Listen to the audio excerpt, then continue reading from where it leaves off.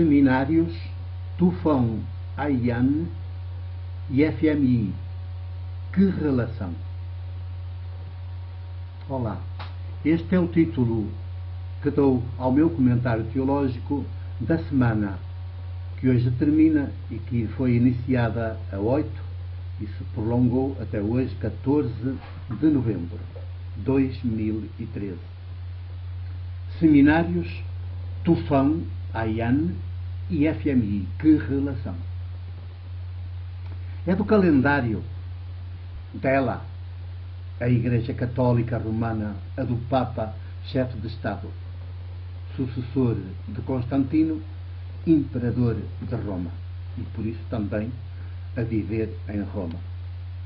Esta semana foi, segundo o calendário dela, da Igreja Católica Romana, foi dos seminários. E para a Igreja Católica, como para as outras igrejas cristãs, o que manda são os seus calendários, não o calendário comum dos povos das nações. Esta semana foi a semana dos seminários, termina precisamente amanhã. Manda o calendário, não manda a realidade.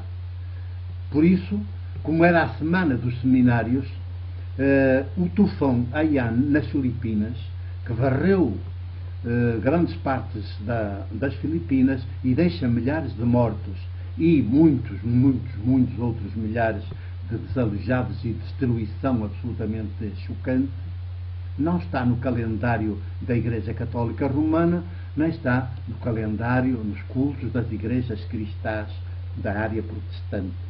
Não faz parte das suas preocupações prioritárias, porque o calendário não inclui a realidade. O calendário das igrejas preocupa-se com as suas coisitas, com os seus anos litúrgicos, com o Advento, depois o Natal, depois a Quaresma, depois a Páscoa, e depois o tempo comum, e depois outra vez o Advento e a Quaresma, e o Natal e a Páscoa, e o tempo comum, o Pentecostes e o tempo comum, e sempre assim sucessivamente.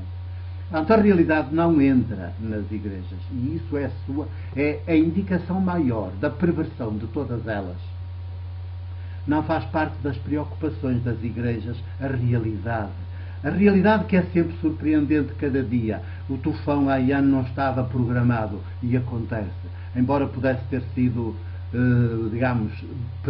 previsível, não foi previsto e previsível nas dimensões tão catastróficas que atingiu. Por isso, esta semana, as paróquias fartaram-se de rezar, sobretudo as paróquias católicas, fartaram-se de rezar ao seu Deus para que dê à sua Igreja Imperial mais funcionários religiosos, eclesiásticos, dê mais funcionários, todos obrigatoriamente, por lei, eunucos, isto é, celibatários à força, por força de uma lei da própria Igreja, da própria Igreja Imperial.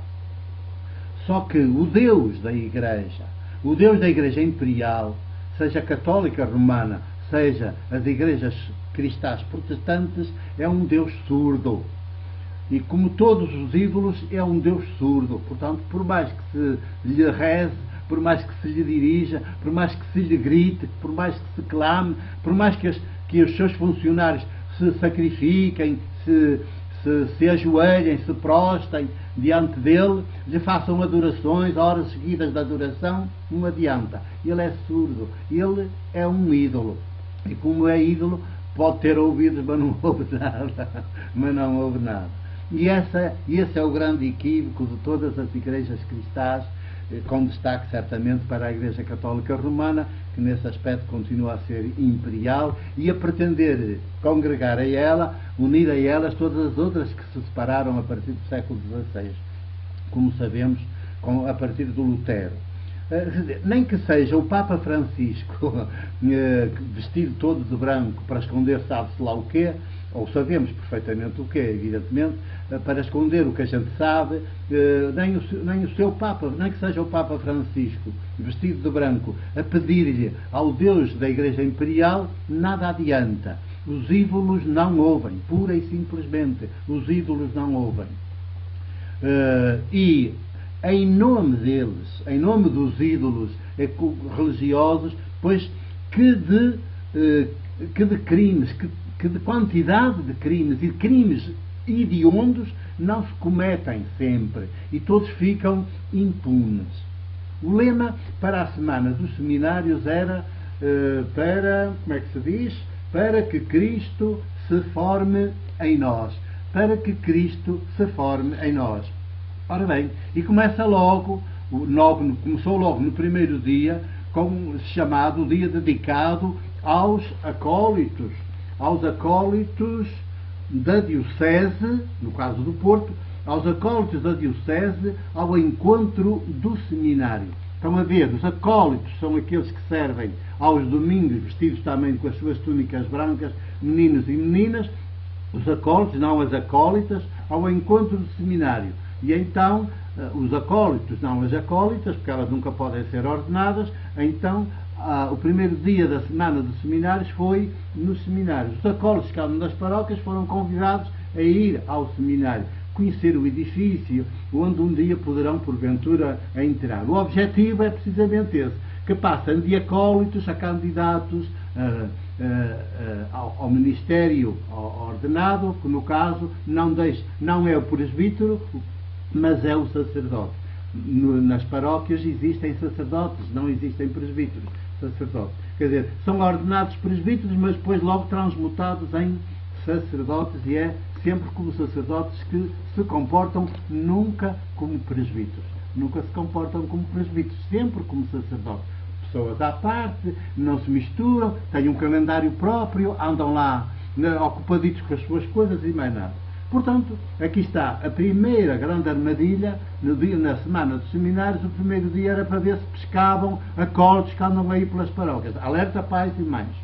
Depois, durante a semana, houve rezas, houve orações, numa espécie de rede diocesana chamada Rogai, a pedir a Deus que dê vocações, à Igreja, porque a Igreja está a temir por falta de vocações. Quer dizer, o próprio administrador apostólico da Diocese, o Bispo Pio, não há maneira do Papa arranjar tempo para nomear um Bispo para a Igreja do Porto, continua como administrador apostólico, é o primeiro a falar de funcionários e de multinacional, a propósito de Igreja, funcionários eclesiásticos e uma Igreja concebida como multinacional. É claro que no seu texto ele tem o cuidado de dizer que a Igreja não é uma multinacional e que a Igreja não tem funcionários, mas usa as palavras multinacional e funcionário.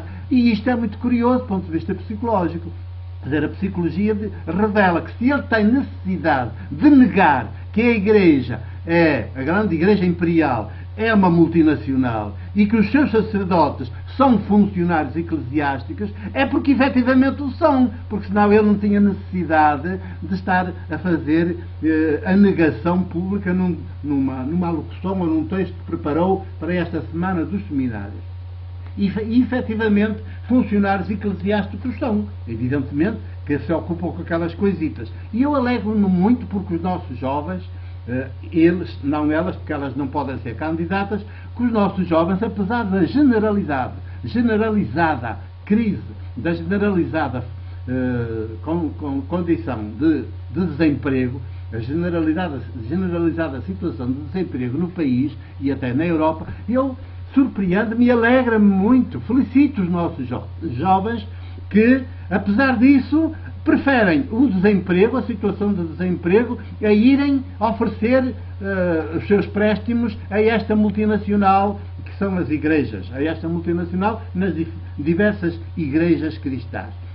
E que se recusam a isso, e ainda bem, porque isso é um sinal de dignidade, porque eles percebem que passar uma vida inteira a fazer de conta, e passar uma vida inteira, desde jovem até velhinho, se tiverem vida longa, a fazer sempre os mesmos ritos, sempre as mesmas coisas, que não tem sentido nenhum para viver. É melhor morrer à fome do que andar a passar a vida inteira a fazer isso. Ainda que isso, hoje, como há falta de funcionários, dê muitos milhões a ganhar a quem se presta a fazer esse trabalho sujo. a quem se presta a fazer esse trabalho sujo, eu não retiro as palavras.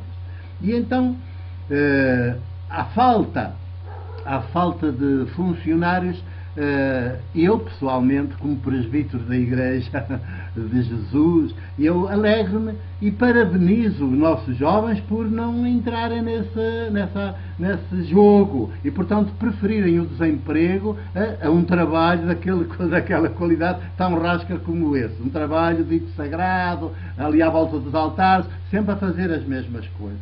Pois bem, e então eu gosto mais e alegro-me que seja assim, e auguro com alegria que certamente estamos para breve no tempo, em poucas mais 2 ou 3 gerações, estamos para breve a ver as nossas igrejas, a Igreja Católica Romana, com este tipo de igreja que é, como ela está, que é imperial, e as igrejas cristãs protestantes, que também têm vocação de serem imperiais e de ver se ainda ultrapassam a Igreja Católica Romana, também em domínio, em poder financeiro, etc., que estas igrejas estejam todas à beira de implodir. Isto é bom para a humanidade. É muito bom para a humanidade, porque Jesus nunca foi cristão, nós não temos que ser cristãos, nós temos que ser simplesmente seres humanos, está bem? Sermos seres humanos e, quando possível, ligados maioticamente, religados uns aos outros. E deixem lá o resto, porque o resto é veneno. Depois, o tufão haiano.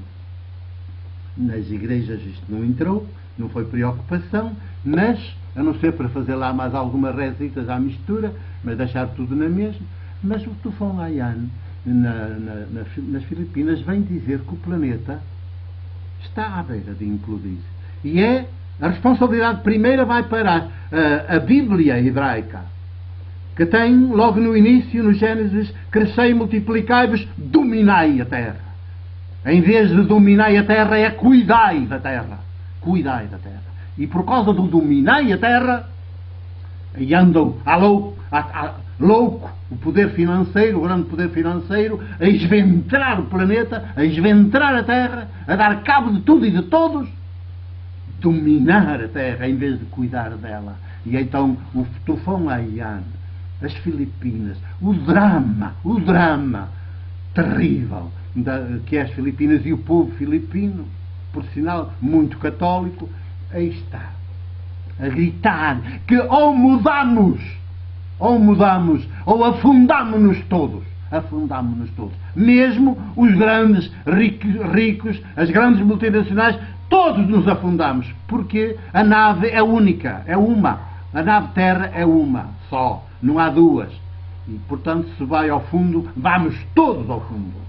Alerta! E deixemos o dominar e transformemos o dominar em cuidar. Finalmente, o FMI. O FMI fez um recado, mandou recados cá para Portugal. Primeiro foi a OIT, Organização Internacional do Trabalho, agora veio o FMI, dar uma pranchada em todas as aldrabices que o Governo anda para aí a fazer e a dizer, porque o Governo já está em campanha eleitoral. E então a senhora Lagarde, que não abdica dos seus grandes privilégios, do seu grande salário, manda que os salários em Portugal ainda têm que baixar mais. Quer dizer, eles querem que nós morramos todos à fome para finalmente terem o país livre, o território livre, para poder explorá-lo ainda mais. O tal dominar. Não vamos nisso. E agora o Governo deu-lhe para andar a recomendar que é preciso uma grande união entre um entendimento, não só entre partidos, mas também confederações, patronais, sindicatos, etc. Sim, senhor. Se calhar, eu não digo que é preciso uma grande união entre essa gente, porque essa gente não vai a lado nenhum. Todos querem taxa, todos querem poleiro. Mas entre os povos, entre as populações deste país e as populações da Europa. Sim, é preciso um grande entendimento, um grande acordo, uma grande concertação. Porque se entregamos isso aos outros, então estamos fritos. E é preciso uma grande concertação aqui, mas primeiro que haja eleições. Porque se não for assim, está o caldo todo entornado. O meu abraço. e o meu beijo de presbítero da Igreja de Deus.